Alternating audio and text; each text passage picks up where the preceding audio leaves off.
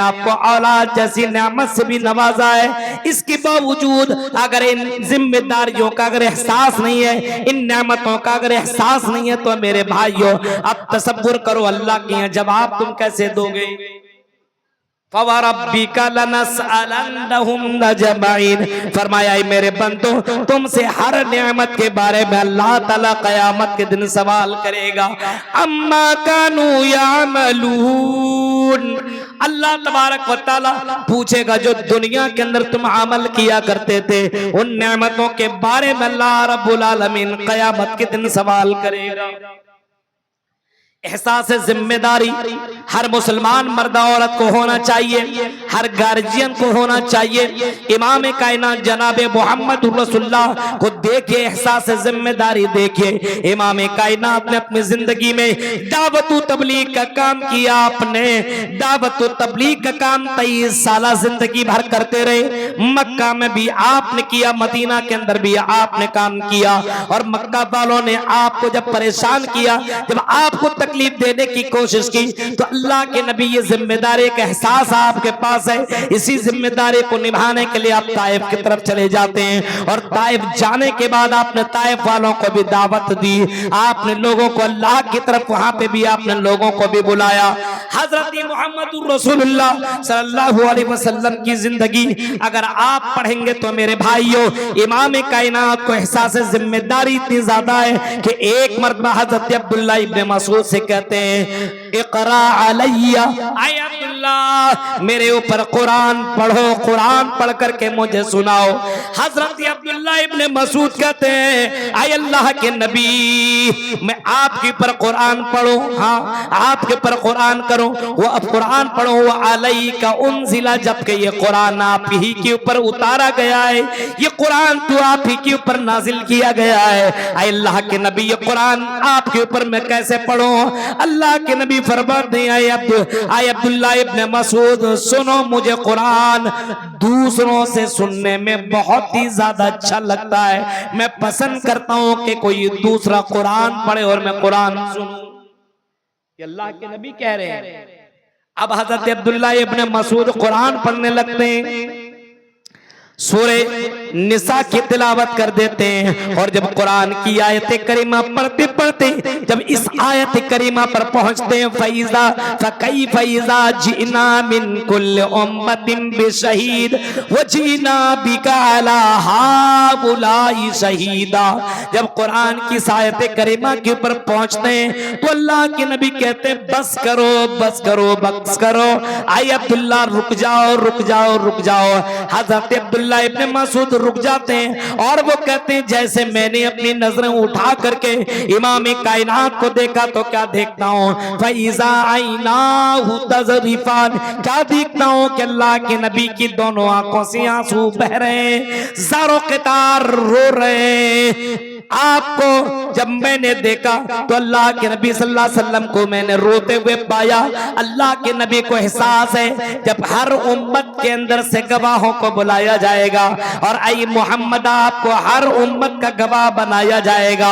अल्लाह के नबी सल्लल्लाहु अलैहि वसल्लम को एहसास जिम्मेदारी है कि मुझे अल्लाह ताला क़यामत के दिन जब बुलाएगा मुझे गवाह के तौर पर तो मुझे जवाब देना पड़ेगा।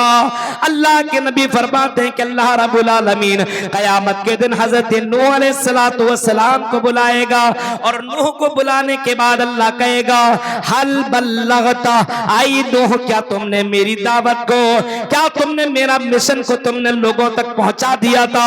हजरत नूह अलैहिस्सलातु वस्सलाम कहेंगे अल्लाह मैंने आपके मिशन को आपके पैगाम को मैंने दुनिया में पहुंचा दिया, मैंने 950 साल तक दावत और तबलीग का काम किया, मैंने फर्दन फर्दन ये काम किया, इज्तिमाई तौर पर मैंने ये काम किया, मैंने दावत और तबलीग का काम किया। अल्लाह कहेगा इनो जरा तुम गवाह लेकर के आओ कि तुमने ये काम कर दिया है पहुंचा दिया है, कोई गवाही देने वाला है बताओ। हजरत नूह कहेंगे कि मेरी उम्मत से पूछ लो, उम्मतियों को बुलाया जाएगा और हजरत नूह की उम्मत को पूछा जाएगा आई नूह की उम्मत ये बताओ क्या तुम्हारे पास कोई नबी आया था, क्या तुम्हारे पास कोई डराने वाला वाला आया था? क्या तुम्हारे पास कोई समझाने वाला, कोई ऋषि मुनि आया था? नूह की कौम जवाब देगी, आई अल्लाह, आई रब, हमारे पास कोई डराने वाला नहीं आया था। नूह की कौम इनकार कर दी। अब नूह से पूछा जाएगा, ऐ नूह बताओ, अब तुम्हारे पास कोई गवाही देने वाला है? तो हजरत नूह अलैहिस्सलाम कहेंगे, मोहम्मद और उनकी उम्मत ये गवाही आपको देंगी। और वो कहेंगे कि हाँ, नूह तो अपने कौम के पास आया था डराने के लिए। हर किसी को मालूम है ना, कुरान के अंदर मौजूद है ना कि अल्लाह ने नूह को, वलक़द अरसलना नूहन इला कौमिही फलबिसा फीहिम अल्फ सनतिन खमसीना आमा, कि हजरत नूह को अल्लाह तबारक व तआला ने 950 साल तक दावत व तबलीग के लिए भेजा। 950 साल दावत व तबलीग का काम करते रहे। हजरत नूह के ताल्लुक से अल्लाह के नबी गवाही देंगे, उनकी उम्मत भी गवाही देगी। तब हजरत नूह अलैहिस्सलातु वस्सलाम को छोड़ दिया जाएगा। मेरे भाइयों, ये एहसास जिम्मेदारी इमाम कायनात को है कि मुझे अल्लाह के यहाँ जवाब देना पड़ेगा। अल्लाह के यहाँ मुझे अपनी जिम्मेदारी का जवाब देना पड़ेगा। इमाम कायनात ये सोच करके रोने लगते हैं और ज़ारो क़तार रोने लगते हैं। यही एहसास जिम्मेदारी है, इसी एहसास जिम्मेदारी है। जब दावत तबलीग आप करने लगे और आपके बाद जब लोगों ने ना मानी, तो मेरे भाइयों, अल्लाह के नबी सल्लल्लाहु अलैहि वसल्लम को ऐसा लग रहा था किसी पहाड़ में जाकर के वहां से कूद जाऊं, अपने आप को मार दूं। फला अल्लाह कबाक़िउन नफ्सक अला आसारिहिम इल्लम युमिनु बिहाज़ल हदीसी असफ़ा। मेरे भाइयों, आई नबी, आई मोहम्मद सल्लल्लाहु अलैहि वसल्लम, ऐसा आपको ऐसा लग रहा है, फला अल्लाह कबाक़िउन नफ्सक अला आसारिहिम इल्लम युमिनु, अगर ये ईमान ना ले आए तो आप अपने आप को हलाक कर दे। इतना ज्यादा टेंशन में इमाम कायनात है। मेरे भाइयों, एहसास जिम्मेदारी है।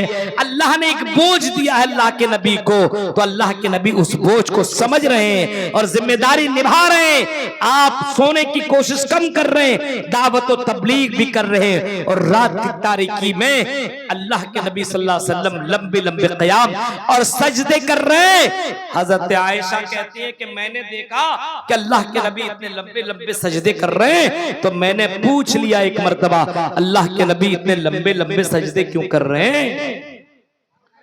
आपने जवाब दिया, अफला अकूनु अबदन शकूरा, आई मेरी बीवी आयशा, क्या मैं अल्लाह का शुक्र गुजार बंदा न बनूं?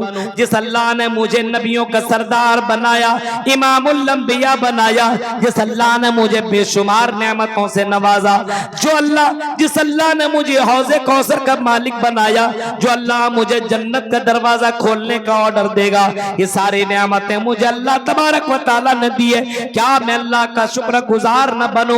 मेरे भाइयों, ये जिम्मेदारी का एहसास था इमाम कायनात को, तो अल्लाह रब्बुल आलमीन का शुक्रिया इस अंदाज से अल्लाह के नबी सल्लल्लाहु अलैहि वसल्लम किया करते थे कि आपके पैरों में वरम पड़ जाया करता था। एहसास जिम्मेदारी, नबी को एहसास है कि मरने के बाद जवाब देना। कौम के अंदर कोई गलती कर रहा है तो एहसास है, और फौरन आते खाना तक भी नहीं खाते, और एहसास है जिम्मेदारी, जिम्मेदारी के एहसास है, फौरन उस जिम्मेदारी को निभाने के लिए निकल जाते हैं। अल्लाह के नबी के पास 3 लोग आए, सही बुखारी की हदीस है, हाँ, सलासतु रहतिन, हाँ, अल्लाह के नबी सल्लल्लाहु अलैहि वसल्लम के पास 3 लोग आए, और 3 लोगों ने अल्लाह के नबी की बीवियों से सवाल किया, क्योंकि अल्लाह के नबी घर के अंदर मौजूद नहीं है। क्या पूछते हैं कि अल्लाह के नबी की जिंदगी के बारे में बताओ। बाहर के हालात तो हम जानते ही हैं, घरेलू जिंदगी के बारे में बताओ कि अल्लाह के नबी इबादत कितनी करते हैं, कब करते हैं, कब सोते हैं, कब जागते हैं, कब कितना खाते हैं, क्या करते हैं, ये सारी बातें हमें बताइए। कब दुआ मांगते हैं, कब बीवी बच्चों के साथ रहते हैं। बीवियों ने अल्लाह के नबी के बारे में बताया कि अल्लाह के नबी रात में सोते भी हैं, जागते भी हैं, बीवियों का हक भी अदा करते हैं, ये सारा काम करते हैं। उन लोगों को कम लगा कि अल्लाह के नबी सल्लल्लाहु अलैहि वसल्लम की इबादतें कहाँ और हमारी इबादतें कहाँ। अरे अल्लाह के नबी को अल्लाह रब्बुल आलमीन ने बख्श दिया है, अल्लाह रब्बुल आलमीन ने माफ